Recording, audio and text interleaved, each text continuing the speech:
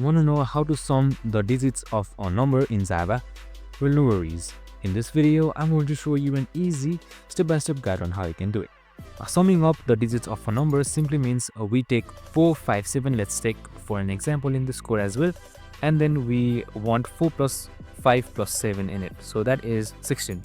So for that, we have defined this number right here, that is 457 with sum equals to 0. So we use while loop for it.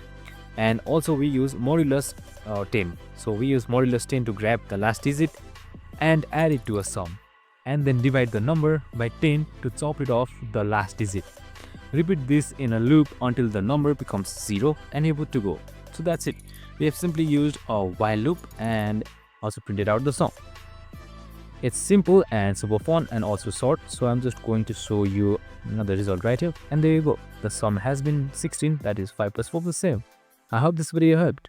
If it did, make sure to like, subscribe and tune in with us for more of these videos. See you in the next one.